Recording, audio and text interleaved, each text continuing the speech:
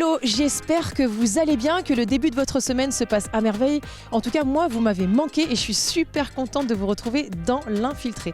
Pour commencer, je vous emmène à Saint-Mexant, dans un lieu qui va prendre tout son sens parce que c'est une ancienne ferme où je vous propose de goûter au plaisir fermier justement, des produits de producteurs 100% locaux de haute qualité et en plus au passage vous pourrez même repartir avec un petit bibelot, vous allez comprendre. Ensuite, la peinture dans les travaux c'est souvent ce qui coûte le plus cher et en plus les peintures conventionnelles dégagent des substances toxiques qui ne sont pas bonnes ni pour la santé ni pour l'environnement. Alors que diriez-vous d'apprendre à concocter vos propres peintures naturelles, intérieures et extérieures? C'est simple, économique et écologique du côté de Bélier.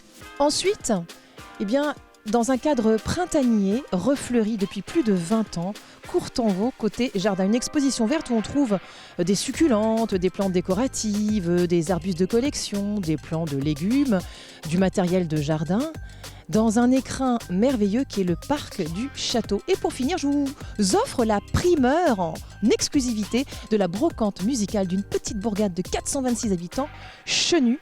Et que vous soyez musicien ou simple amoureux de la musique, ce rendez-vous est fait pour vous et c'est dans un endroit résolument charmant. Mais pour l'heure, on part où? On part à Saint-Mexant. Allez, c'est parti!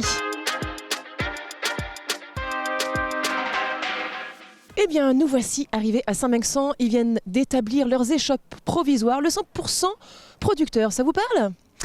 Pas d'intermédiaire, pas de revendeur, juste un tête-à-tête entre vous, le producteur, et ses superbes produits à des prix défiant toute concurrence. C'est parti pour le marché des producteurs de Saint-Mexant. Allez, suivez-moi.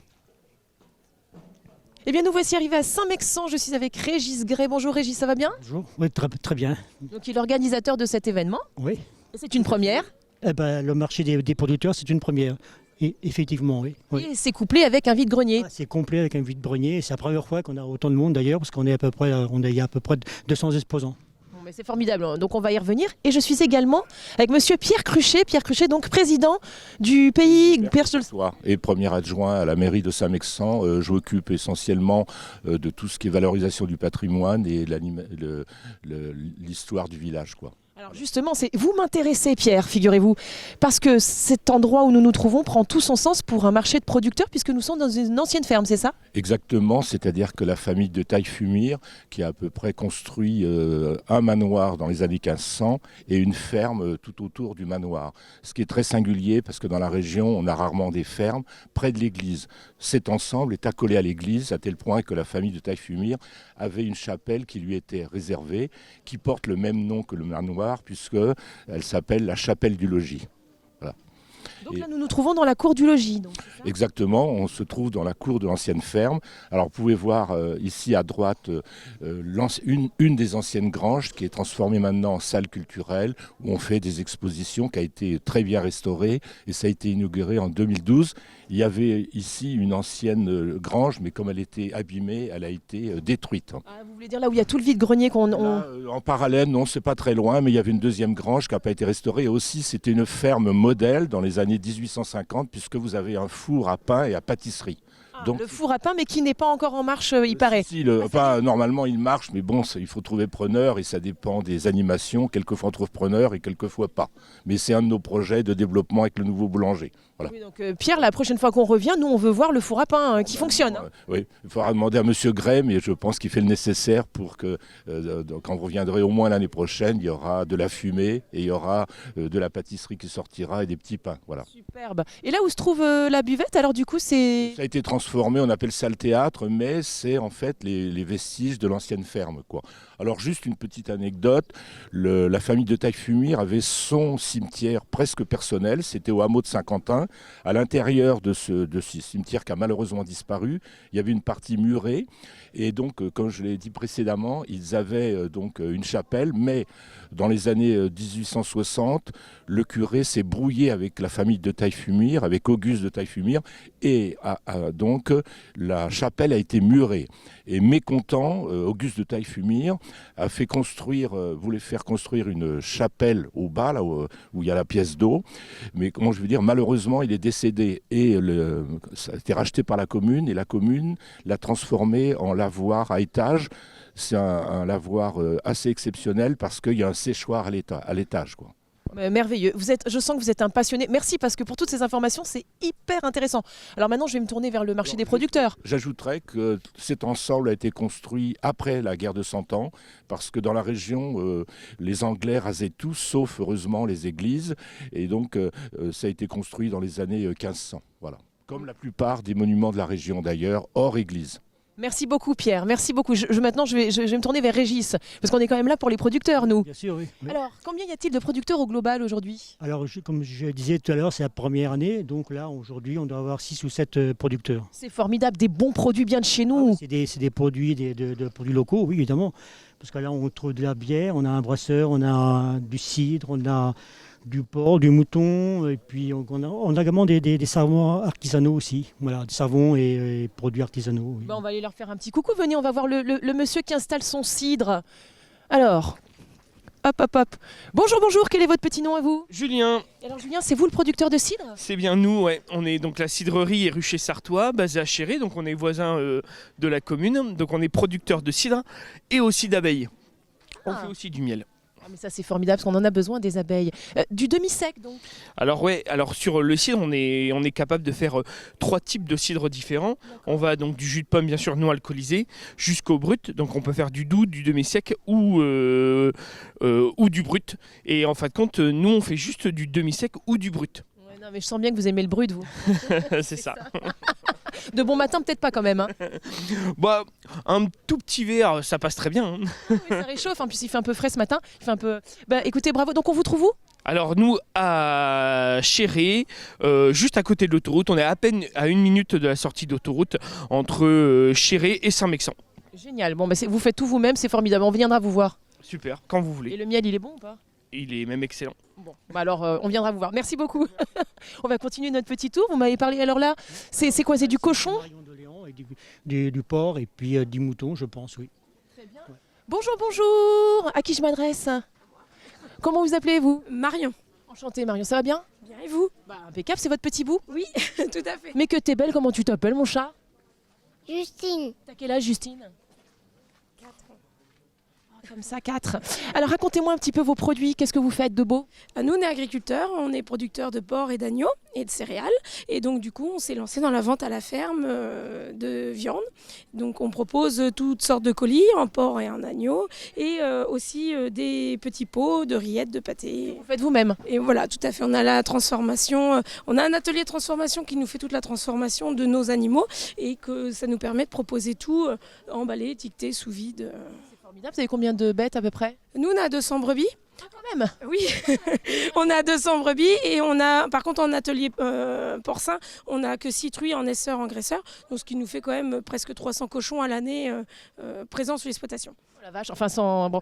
C'est super, c'est formidable. Et donc on vous trouve où exactement? Nous, on est à la ferme de la Hérissonnière à Courgenard, dans la Sarthe. Impeccable, écoutez, merci, c'est super. Ça donne envie tout ça, miam miam. Bonjour. Comment vous appelez-vous? Jean-Claude Thibault. Ça fait combien de temps que vous faites du boudin, vous? Oh, il y a des années déjà, il y a au moins plus de 30 ans.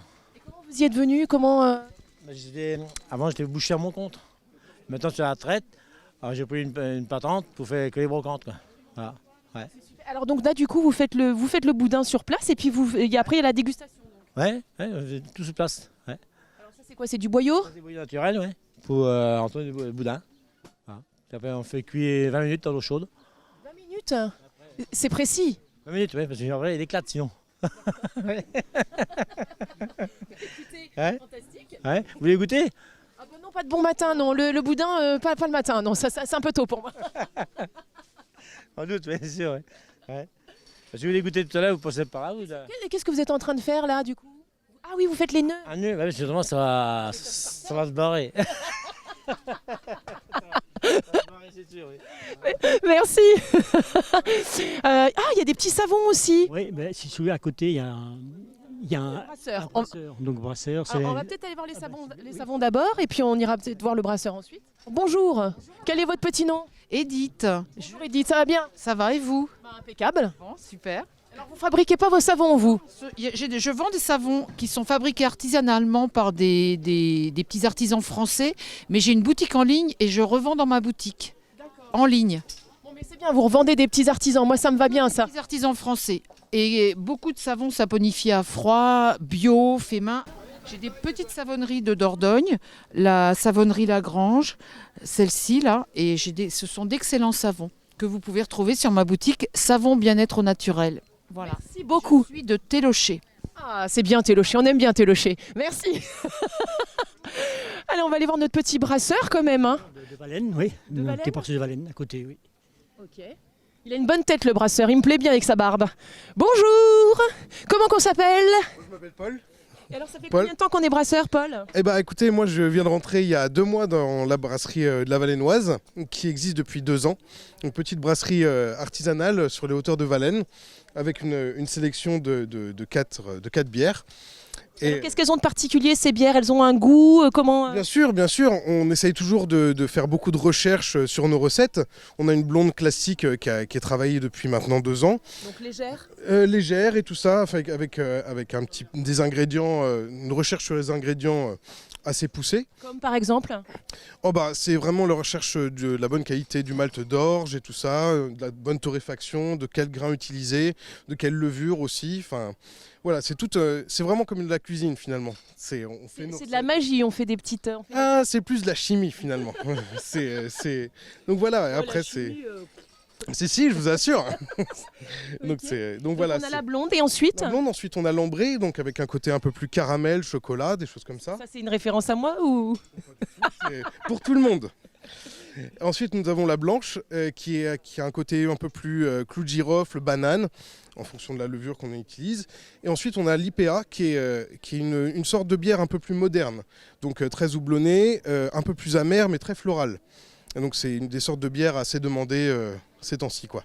D'accord. Et pourquoi? Parce qu'elle est un peu plus forte ou non? Non, c'est un style qui est apparu un peu plus tard que les 3 autres. Et du coup, c'est une sorte qui est demandée, surtout par la population un peu plus jeune. D'accord. Donc qui a fait rentrer... Et du coup, alors, si on veut vous retrouver, on vous trouve où? À Valène, sur les hauteurs de Valène. Je peux vous laisser une carte. Mais je la prendrai volontiers, mais c'est pour nos téléspectateurs et téléspectatrices. Donc Excellent, excellent. Ouais, c'est la Valennoise, en tout cas, sur les hauteurs de Valène, route de la Girafe. Génial, impeccable, merci beaucoup. Bon, Régis, est-ce que vous avez des petites choses à nous annoncer? Parce que là, on a de la chance, c'est une grande première. Donc, il y a cette brocante, il y a ce marché des producteurs. Vous êtes content? Oui, bien sûr, je suis content pour la première année parce qu'on a, je disais tout à l'heure, on a entre 150 et 200 exposants, donc c'est super. Et c'est vrai qu'il n'y avait pas beaucoup de brocantes dans la région. Bon, c'est formidable. Donc, vous êtes déjà sur la préparation de la prochaine? Là, la prochaine, maintenant, c'est la fête du 13 et 14 juillet. Ah, très bien. Donc, le 13 juillet, donc, on fait un repas dansant. D'accord. Et avec, ici même, ouais. Donc l'orchestre se place sur le théâtre et puis les gens ils dansent, voilà. Donc, puis le repas c'est à côté. Bon, rendez-vous est pris, donc 13 et 14 juillet. Donc 13 juillet ici au théâtre qu'on a vu tout à l'heure. Voilà, ouais, parfait. Super. Merci beaucoup Régis. Merci C'est à vous. top. Nous on va bailler maintenant. D'accord. C'est pas très loin. Bon courage à vous. Merci.